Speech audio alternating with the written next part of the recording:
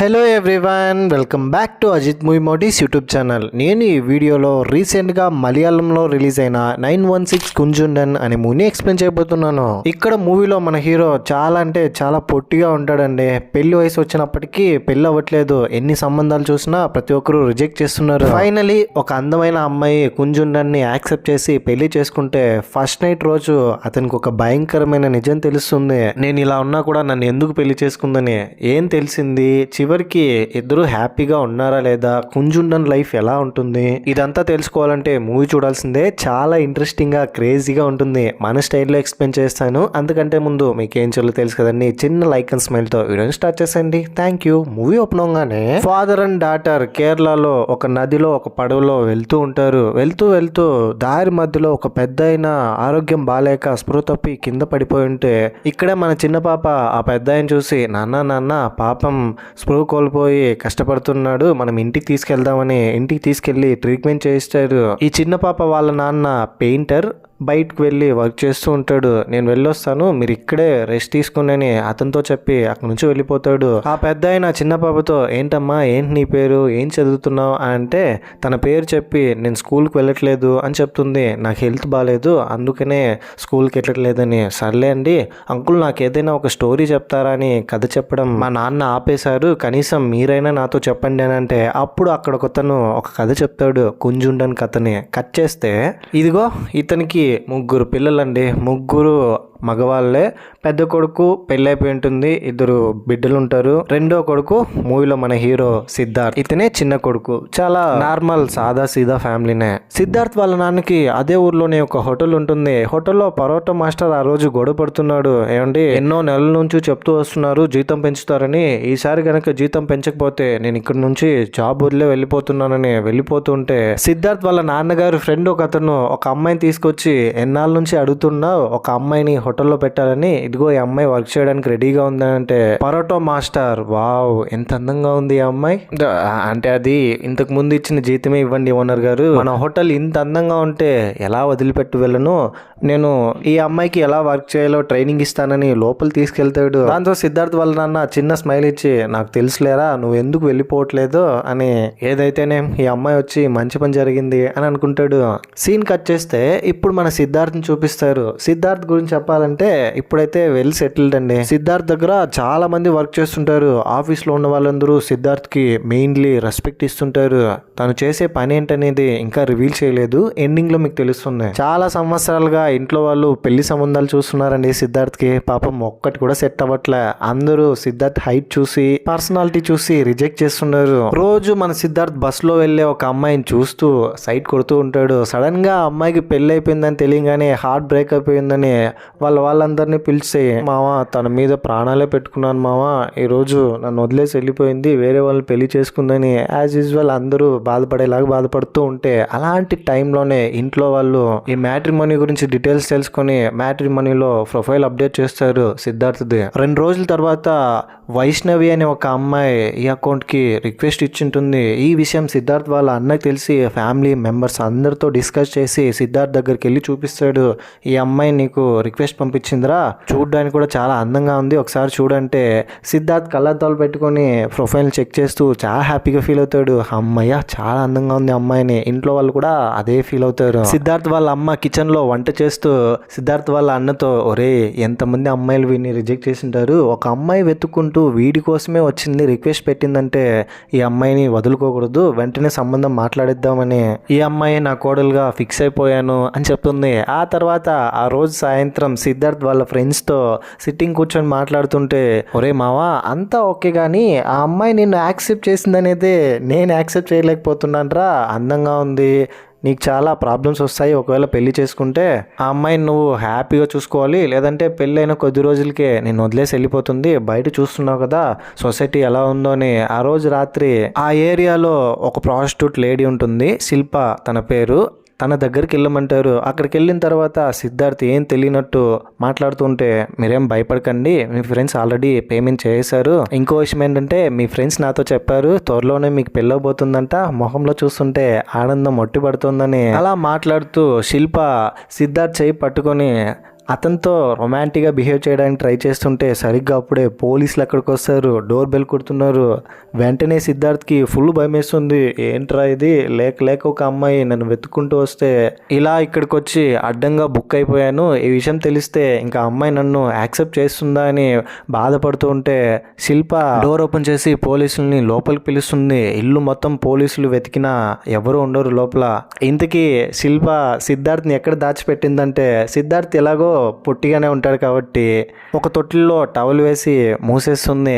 పోలీసులు వచ్చి చూసి, అరే అనవసరంగా ఇక్కడికి వచ్చి తప్పు చేశామో, ఎవరో రాంగ్ ఇన్ఫర్మేషన్ ఇచ్చినట్టున్నారు, తల్లి బిడ్డ ఉన్న ఇంట్లో ఇలాంటి తప్పు ఎలా జరుగుతుందని అమ్మాయికి సారీ చెప్పి అక్కడి నుంచి వెళ్ళిపోతారు. చూసావా, పోలీసుల దగ్గర నుంచి నేను ఎలా తప్పించగలిగాను అని సిద్ధార్థ్ దగ్గరకు వచ్చి అంటే, అమ్మ తల్లి నువ్వు వద్దు, పోలీసులు వద్దు, నాకు పెళ్లి కావాలని అక్కడ నుంచి పారిపోతాడు. ఆ నెక్స్ట్ డేనే సిద్ధార్థ్కి పెళ్లి చూపులండి వైష్ణవితో. చాలా ఎగ్జైటెడ్గా సిద్ధార్థ్ వాళ్ళ ఫ్యామిలీ మొత్తం ఇంటికి వెళ్తారు, వైష్ణవి వాళ్ళ ఇంటికి. బాబు, ఈ రోజుల్లో పర్సనల్గా వెళ్ళి మాట్లాడాలు ఇదంతా కామనే కదా, పెళ్లి కొడుకు పెళ్లి కూతురు ఏమైనా పర్సనల్గా మాట్లాడాలంటే వెళ్ళి మాట్లాడండి అని చెప్తే మనోడు సిగ్గుపడుతూ మెల్లమెల్లగా చిట్టి పాదాలతో అడుగులు వేస్తూ బయటికి వెళ్ళి కూర్చొని వైష్ణవి కోసం వెయిట్ చేస్తూ వైష్ణవి నడుచుకుంటూ వస్తుంటే మనోడు తలెత్తి చూసి ముసి నవ్వులు నవ్వుతూ అతని స్టైల్లో ఫ్లర్ట్ చేస్తున్నాడండి.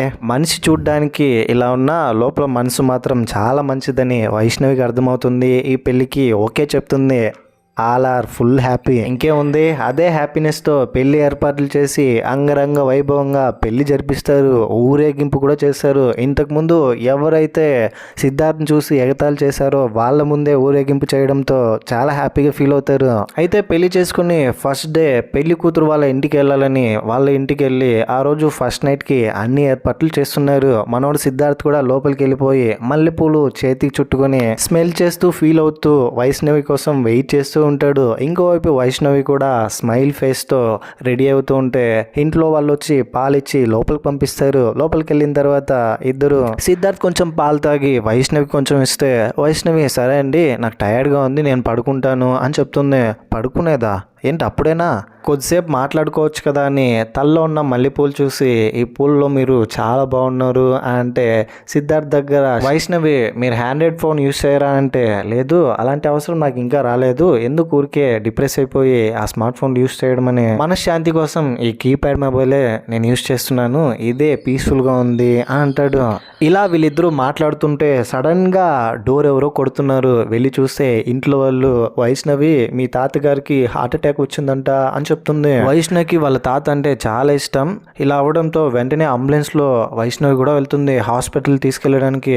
సిద్ధార్థ్ వాళ్ళ అత్త ఏంటల్లుడు నువ్వు వెళ్ళలేదా అంటే ఇక్కడ వైష్ణవి ఒంటరిగా ఉంటుంది కదా నేను ఇక్కడే ఉంటాను అని చెప్తే వైష్ణవినా తను కూడా అంబులెన్స్లో వెళ్ళిపోయింది బాబు అంటే నడుచుకుంటూ హాస్పిటల్ దగ్గరికి వెళ్తాడు. పక్కనే హాస్పిటల్ కావడంతో లోపల నుంచి డాక్టర్ వచ్చి కంగారు పడాల్సింది ఏం లేదు, మీ పెళ్లి కదా పెళ్లిలో కొంచెం ఎక్కువ తాగాడు అందుకనే ఇలా అయింది, భయపడాల్సింది ఏం లేదనంటే ఒరే ముసలోడా ఈ టైంలోనే నీకు హార్ట్ అటాక్ రావాలా అని సిద్ధార్థ్ లోపల అనుకుంటాడు. ఆ తర్వాత సిద్ధార్థ్ వాళ్ళ మామగారు అత్త వీళ్ళందరూ కలిసి మీరు వెళ్ళండి బాబు ఇంటికి వెళ్ళండి అని పంపించేస్తారు హాస్పిటల్ నుంచి. సర్లే జరిగిందేదో జరిగిపోయింది, ఘోరంగా నా మొదటి రాత్రి గడిచిపోయిందని నెక్స్ట్ డే మార్నింగ్ వైష్ణవి వాళ్ళ ఇంట్లోనే ఉండి అర్లీ మార్నింగ్ నైట్ అంతా నిద్ర లేకపోవడంతో ఎక్కువసేపు నిద్రపోతూ ఉంటాడు. వైష్ణవి నిద్ర లేచి స్నానం చేసి లోపలికి వచ్చి ఏంటండి ఇంకా పడుకునే ఉన్నారా త్వరగా లేయండి అని సిద్ధార్థ్ వైష్ణవి చేయి పట్టుకుని వదలకుండా దగ్గరికి లాగుతాడు. వైష్ణవి తన భర్తని ముందుకు నెట్టేస్తుంది. అదే టైంలోనే అక్కడ ఉండే పిల్లలు కొంతమంది వచ్చి వీడియో తీస్తుంటారు. హాయ్ బావగారు చూడండి అక్కని ఏం చేస్తున్నారు, వీళ్ళిద్దరు ఇక్కడ ఏం చేస్తున్నారని వీడియో తీస్తూ ఉంటే ఇక్కడ ఏం జరిగేటట్టే లేదే, సర్లే మన ఇంటికి వెళ్దామని వైష్ణవిని తీసుకుని వాళ్ళ ఇంటికి వెళ్తాడు. ఇంటికి వెళ్ళిన తర్వాత హ్యాపీగా డిన్నర్ చేస్తారు. వైష్ణవి కోసం సిద్ధార్థ్ వెయిట్ చేస్తూ ఉంటాడు. వైష్ణవి కూడా నైట్ డ్రెస్ వేసుకుని సిద్ధార్థ్ దగ్గరకు వచ్చి కూర్చుని ఇంకేంటి అని మాట్లాడుతున్నాడు వైష్ణవితో. వైష్ణవి ఇంకేం లేదే అని పడుకోవడానికి ట్రై చేస్తూ ఉంటే పెళ్ళైనప్పటి నుంచి మా ఇంట్లో అడుగుతూనే ఉన్నారు, మా అన్న చూసావా 2 పిల్లల్ని కనేశాడు, మనం 3 కనాలని వైష్ణవి మీద చేయి వేయడానికి ప్రయత్నిస్తే చేయి తీయండి, మన మధ్య కొన్ని రోజులు ఇలాంటివి ఏవి వద్దు, ఫస్ట్ ఒకరినొకరు అర్థం చేసుకుందాం, మంచి బాండింగ్ ఏర్పడిని ఆ ఆ తర్వాత ఏదైనా ఉంటే చూసుకుందామని అతనితో చెప్పి పడుకుంటుంది. ఆ తర్వాత కొత్తగా పెళ్ళైన జంటలకి మంచి మంచి విందు వంటలు రెడీ చేసి పెడతారు కదండి ఇంట్లో వాళ్ళు. ఇక్కడ కూడా సిద్ధార్థ్కి అండ్ వైష్ణవికి వంటలు చేసి పెడితే అది కూడా సరిగా తిండండి. ఎప్పుడు దాని గురించే ద్వేష సిద్ధార్థ్కి. ఒకరోజు ఆఫీస్ నుంచి సిద్ధార్థ్ ఇంటికి వస్తుంటే వాళ్ళ డ్రైవర్ ఒక ఐడియా ఇస్తాడండి. ఏంటండి సిద్ధార్థ్ గారు, పెళ్ళాం అనేది గుర్రంకున్న కళ్ళెం లాంటిది, గట్టిగా పట్టుకోవాలి, మీరు వదిలేసేటట్టే ఉన్నారు, ఏం జరిగినా మనం చెప్పిన మాటే వినాలి, మీరు వెళ్ళి ప్రొసీడ్ అయిపోండి, మిగతాదంతా అన్ని అవే సర్దుకుంటాయని ఎలాగో అలాగా సిద్ధార్థ్ని మోటివేట్ చేస్తాడు. అతను చెప్పిన మాటలతో ఎలాగైనా ఈరోజు వైష్ణవితో ఒకటిగా ఉండి తీరాల్సిందే అని వైష్ణవి వచ్చిన తర్వాత వైష్ణవి ఏమో రోజు లాగానే నాకు టైర్డ్గా ఉంది, నేను పడుకుంటానండి అని పడుకుంటుంది. కొద్దిసేపు మాట్లాడిన తర్వాత పడుకున్న సమయంలోనే వైష్ణవికి ఏం చెప్పినా అర్థం కావట్లేదని సిద్ధార్థ్ ఏం చేస్తాడంటే పడుకున్న సమయంలో హ్యాండ్ వేసి వైష్ణవి అని అంటే వెంటనే వైష్ణవి ఉలిక్కిపడి లేచి ఏం చేస్తున్నారు మీరని గట్టిగా అరిచేస్తుంది. ఇంట్లో ఉన్న వాళ్ళందరూ ఆ శబ్దానికి ఒక్కసారిగా ఉలిక్కి పడతారు. ఎందుకలా అరుస్తున్నావు వైష్ణవి, నేను నీ భర్తనే కదా, చెయ్యేస్తే ఏం తప్పండి అంటే ఒకసారి నో అంటే నో, నా పర్మిషన్ లేకుండా చెయ్యి ఎవరు వేయమన్నారు, చాలా తప్పు, నాకు మీ మీద కోపం వస్తుంది అని అంటే సిద్ధార్థ్ వల్ల అన్నయ్య భార్య వచ్చి వైష్ణవితో మాట్లాడుతుంది. ఏంటి ఏం జరిగిందంటే అప్పుడు చెప్తుంది యాక్చువల్గా వైష్ణవి ప్రాబ్లం ఏంటని. వైష్ణవి స్కూల్ డేస్లో చదువుతున్నప్పుడు ట్యూషన్కి వెళ్తూ ఉండేది. ఒకరోజు ట్యూషన్ చెప్పే మాస్టర్ లెసన్ చెప్తానని మిస్బిహేవింగ్ చేసింటాడు. అప్పటి నుంచి వైష్ణవికి మగాలంటే అస్సలు నచ్చదు. మెంటల్గా చాలా సఫర్ అయింటుంది. ఎవరిని చూసినా దగ్గరికి రాకు అని చిన్నప్పటి నుంచే అలాంటి కండిషన్లో పెరగడం ద్వారా తన కండిషన్ చూసి ఎవరు వైష్ణవిని చూసి పెళ్లి చేసుకోవడానికి ముందుకు రారు. అలాంటి టైంలోనే డాక్టర్ వైష్ణవి వాళ్ళ పేరెంట్స్కి ఫస్ట్ వైష్ణవికి పెళ్లి చేసేయండి, ప్రేమతో చూసుకునే భర్త దొరికితే ఖచ్చితంగా తను మారుతుంది, ఇప్పుడు మనకున్న ఒకే ఒక ఆప్షన్ అబ్బాయి ఎలా ఉన్నా ప్రేమగా చూసుకుంటే చాలు, పెళ్లి చేసేయండి, పెళ్ళే దీనికి సొల్యూషన్ అని చెప్పడంతో వైష్ణవి వాళ్ళ పేరెంట్స్ ఈ పెళ్లికి ఒప్పుకొని వైష్ణవితో సిద్ధార్థ్ చాలా మంచోడమ్మా, ప్రేమగా చూసుకుంటాడని ఒప్పించి ఈ పెళ్లి చేయించుంటారు. ఇదంతా వైష్ణవి సిద్ధార్థ్ వాళ్ళ వదినతో చెప్పి ఇప్పుడు నాకు నా ట్యూషన్ టీచర్ లాగా అతను కనిపిస్తున్నాడు, ఎంత భర్త అయితే మాత్రం పర్మిషన్ లేకుండా ఎలా చేయవేశాడని చాలా ఎమోషనల్ అయిపోతుంది. ఇలాంటి ఇన్సిడెంట్ జరిగిన తర్వాత నేను ఒక్క క్షణం కూడా ఈ ఇంట్లో ఉండను, సిద్ధార్థ్ ఇంకా నా భర్త కాదని ఫుల్ కోపంతో వాళ్ళ పేరెంట్స్తో మాట్లాడి వాళ్ళ పుట్టింటికి వెళ్ళిపోతుంది. దీంతో సిద్ధార్థ్ పెళ్లి జీవితం ఎండ్ అయిపోతుంది, ఒంటరిగా మిగిలిపోతాడు వైష్ణవి వెళ్ళిపోవడంతో. అలాంటి టైంలోనే సిద్ధార్థ్ వాళ్ళ నాన్నగారికి ఒక హోటల్ ఉంటుంది కదా, ఆ హోటల్లో ఒక డాక్యుమెంటరీ తీయాలని దీపిక అనే ఒక అమ్మాయి వస్తుంది. సిద్ధార్థ్ వాళ్ళ నాన్నగారితో అన్ని విషయాలు డిస్కస్ చేసి ఇంట్లో ఫ్యామిలీ గురించి కూడా అడిగితే ఫోటో కనిపిస్తుంది సిద్ధార్థ్ది. ఆ ఫోటోలో ఉన్న వ్యక్తిని నేను చూడాలని సిద్ధార్థ్ని వెళ్ళి దీపిక కలుస్తుంది. కానీ ఎంత ట్రై చేసినా కలవడానికి కుదరదు. దాంతో సిద్ధార్థ్ వాళ్ళ నాన్నతో సిద్ధార్థ్ నంబర్ తీసుకుని ఒకరోజు సిద్ధార్థ్కి నైట్ టైంలో కాల్ చేసి నా పేరు దీపిక, నేను ఒకసారి మిమ్మల్ని కలవాలనుకుంటున్నాను, రేపు మార్నింగ్ మీకు ఫ్రీ టైం ఉంటే వచ్చి కలుస్తారా అంటే ఏంట్రా ఇది, ఒక అమ్మాయి నాకు ఫోన్ చేసి కలవాలంటుందని సర్లే వెళ్ళి చూద్దామని నెక్స్ట్ డే మార్నింగ్ దీపికని వెళ్ళి కలుస్తాడు. అది కూడా చిన్నప్పుడు సిద్ధార్థ్ చదివిన స్కూల్ దగ్గరికి వెళ్ళి ఏంటండి మీరు ఇక్కడికే ఎందుకు పిలిచారు నన్ను, నాతో ఏం పని ఉందంటే దీపిక నువ్వు నన్ను గుర్తుపట్టలేదురా, చిన్నప్పుడు నువ్వు నేను కలిసి చదువుకున్నాం, నువ్వు నన్ను లవ్ చేసావని చిన్నప్పుడు జరిగిన విషయాలన్నీ గుర్తు తెస్తే అప్పుడు గుర్తొస్తుంది సిద్ధార్థ్కి దీపిక ఎవరనేది. దీపిక సిద్ధార్థ్ వీళ్ళిద్దరూ చిన్నప్పుడు స్కూల్లో ప్రేమించుకుని ఉంటారు, తర్వాత విడిపోయి ఉంటారు. స్కూల్ అయిపోయిన తర్వాత వేరే వేరే కాలేజ్కి వెళ్ళడం వల్ల. కానీ ఇందులోనే ఒక ట్విస్ట్ ఉందండి. ఏంటంటే కొంచెం వెయిట్ చేయండి మీకు తెలుస్తుంది. ఇప్పుడు డానియల్ అనే ఒక అతను చూపిస్తారు. డానియల్ సిద్ధార్థ్ దగ్గరకు వచ్చి ఒరే దీపికని నేను లవ్ చేస్తున్నాను, దీపిక వెంట పడకు, దీపికతో మాట్లాడుకు అని చెప్తున్నాడు. ఈ డానియల్ ఎవరంటే దీపికని వన్ సైడ్ గా లవ్ చేస్తుంటాడు. ఎవరు దీపిక వెంట పడ్డా బెదిరిస్తూ ఉంటాడు, ఇలా నిన్ను నరికేస్తా పొడి చేస్తా అని. సిద్ధార్థ్ దీపిక దగ్గర ఎవరి డానియల్ నీ వెంట ఎందుకు పడుతున్నాడు అంటే ఒకరోజు ఫేస్బుక్ అకౌంట్లో నాకు రిక్వెస్ట్ పంపించాడు, నేను యాక్సెప్ట్ చేశాను, ప్రొఫైల్లో వాడి ఫోటో లేదు, ఎవరో చిన్న పిల్లాడి ఫోటో ఉండింది, నేను క్యాజువల్గా చాట్ చేశాను, తర్వాత నన్ను బ్లాక్మెయిల్ చేయడం స్టార్ట్ చేశాడు, నా వెంట ఎవరు పడ్డా వాళ్ళని ఇలా బెదిరిస్తూ ఉన్నాడు. వాడిని ఏం చేయాలో నాకు అర్థం కావట్లేదు అని చెప్తుంది. ఆ తర్వాత ఈ డానియల్ ఏం చేస్తాడంటే సిద్ధార్థ్ మీద కోపంతో సిద్ధార్థ్ వాళ్ళ నాన్నగారికి ఒక హోటల్ ఉంటుంది కదా, హోటల్ దగ్గరికి వెళ్ళి హోటల్ అంతా ధ్వంసం చేసి సిద్ధార్థ్ వాళ్ళ నాన్నకి వార్నింగ్ ఇచ్చి వెళ్తాడు. దాంతో సిద్ధార్థ్ వాళ్ళ నాన్న ఇంట్లోకి వచ్చి సిద్ధార్థ్ ధనుంజయ్ అని నాకు ఒక ఫ్రెండ్ ఉన్నాడు, వాడికి కుస్తీ చాలా బాగా వచ్చు, ఊర్లో ఉన్న వాళ్ళందరికీ కుస్తీ నేర్పిస్తుంటాడు,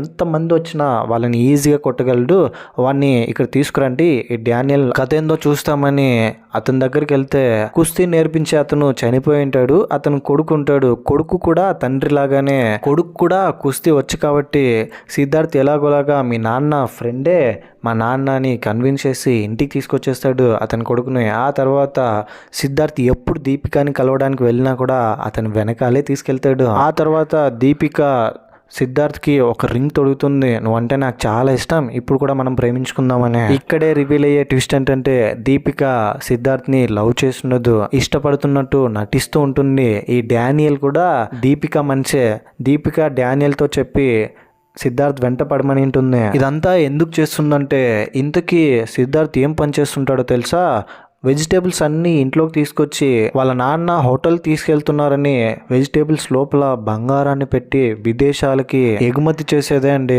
సిద్ధార్థ్ పని. ఇందుకు సిద్ధార్థ్ వాళ్ళ తమ్ముడు కూడా సపోర్ట్ చేస్తూ వర్క్ చేస్తూ ఉంటాడు, చాలా డబ్బులు ఉంటాయి సిద్ధార్థ్ దగ్గర. ఈ విషయాన్ని దీపిక తెలుసుకొని సిద్ధార్థ్ దగ్గర ఉన్న బంగారాన్ని ఎలాగైనా కొట్టేయాలని మాస్టర్ ప్లాన్ వేసి ఇలా చేసి ఉంటుంది. చిన్నప్పుడు ఇద్దరు ఒకే స్కూల్లో చదువుకున్నాం అన్న ఒక రీజన్ పెట్టి. ఇన్ఫాక్ట్ దీపికకి ఆల్రెడీ పెళ్ళి అయిపోయి ఉంటుంది, తన భర్త కూడా ఈ అసైన్మెంట్లో ఇన్వాల్వ్ అయి ఉంటాడు. ఈ విషయం సిద్ధార్థ్ కూడా తెలిసిపోతుంది. ఎలా తెలిసిపోతుందంటే సిద్ధార్థ్ కూడా దీపిక మీద డౌట్ వచ్చి ఉంటుంది. సడన్గా ఇలా ఒక అమ్మాయి వచ్చి చిన్నప్పుడు నేను నీతోనూ చదువుకున్నాను అని చెప్పి నన్ను పెళ్లి చేసుకుంటా, అది కూడా పెళ్ళి అయిపోయిందని చెప్పినా కూడా ఇలా అంటోంది, సంథింగ్ ఈజ్ ఫిషీ అని దీపిక మీద ఒక కన్నేసి ఉంచుతాడు. దీపిక కాల్ రికార్డ్స్ ద్వారా ఈ విషయం సిద్ధార్థ్ కూడా తెలిసిపోతుంది. దాంతో ఈసారి సిద్ధార్థ్ ఒక మాస్టర్ ప్లాన్ వేసి వాళ్ళకి ఎదురుగా ఉన్న దీపికని, దీపిక భర్తని, డానియల్ని వీళ్ళందరినీ చంపేస్తాడు. ఇక్కడ రివీల్ అయ్యే ట్విస్ట్ ఏంటంటే సిద్ధార్థ్ ఒక పెద్ద గ్యాంగ్స్టర్ అని. సిద్ధార్థ్ తమ్ముడు కూడా ఒక గ్యాంగ్స్టరే, కానీ నార్మల్ మనుషుల్లాగా వీళ్ళందరూ ఇలా బ్రతుకుతూ ఉంటారు. ఇంతవరకు జరిగిందంతా ఆ పెద్ద ఆ చిన్న పాపతో కథ రూపంలో చెప్తాడు.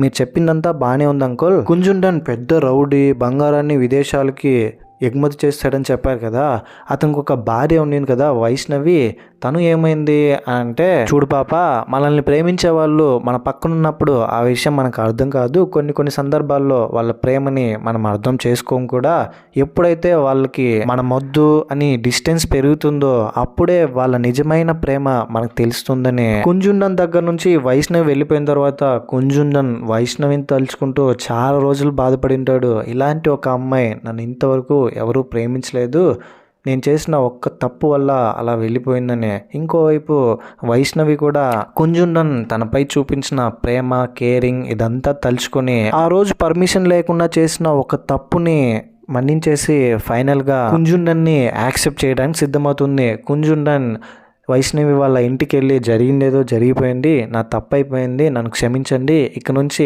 అలాంటి తప్పు జరగదని వైష్ణవిని, నీకు ఇష్టం లేకుండా నేను ఇక మీద ఏం చేయను, నా పేరులో ఉన్న 916 కుంజుండన్ లాగా నిన్ను బంగారంలా చూసుకుంటాను, ఈసారి నన్ను నమ్మంటే వైష్ణవి కుంజుండన్ని గట్టిగా చేసుకుంటుంది. అప్పటి నుంచి ఇద్దరు హ్యాపీగా ఉంటారు. హ్యాపీ ఎండింగ్ మూవీ కూడా ఎండ్ అయిపోతుంది. ఈ మూవీ మొత్తం చూసిన తర్వాత మూవీపై జెన్యూన్ మీ ఒపీనియన్ ఏంటి, నా ఎక్స్ప్లెనేషన్ మీకు ఎలా అనిపించింది అనే దాన్ని ఏదో ఒకటి కింద కమెంట్ బాక్స్లో తప్పకుండా నాతో షేర్ చేసుకోండి. అండ్ ఇలాంటి కైండ్ ఆఫ్ మరిన్ని మూవీస్ అండ్ ఎక్స్ప్లెనేషన్ వీడియోస్ కోసం మన ఛానల్ని సబ్స్క్రైబ్ చేసి బెల్ ఐకాన్ క్లిక్ చేసేయండి. చాలామంది మన వీడియోస్ అయితే చూస్తున్నారు కానీ సబ్స్క్రైబ్ చేసుకోవట్లా. మీకు గనక నా ఎక్స్ప్లెనేషన్ నచ్చితే ప్లీజ్ ట్రై టు సబ్స్క్రైబ్. ఇంకో ఇంట్రెస్టింగ్ మూవీ వీడియోతో మీ ముందు ఉంటాను. అంతవరకు సేఫ్గా ఉండండి, నవ్వుతూ ఉండండి, నవ్విస్తూ ఉండండి. Thank you. జై హింద్.